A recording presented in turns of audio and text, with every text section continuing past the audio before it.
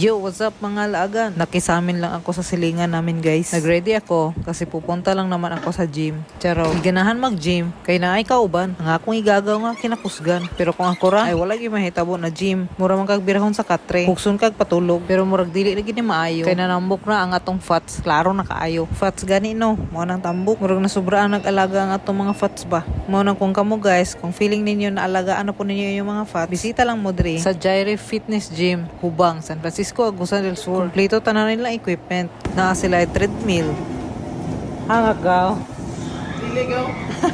elliptical trainer, barbell, stationary bike. Halos tanan na inyong ipangita na diri. Pero wag lang kayong magkumpiyansa kasi baka after ninyo mag-gym, hahapit kayo dito sa Don's Grill halo-halo.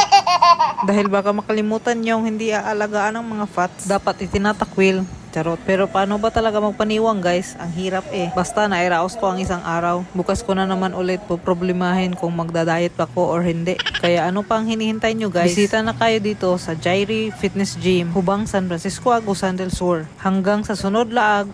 Bye!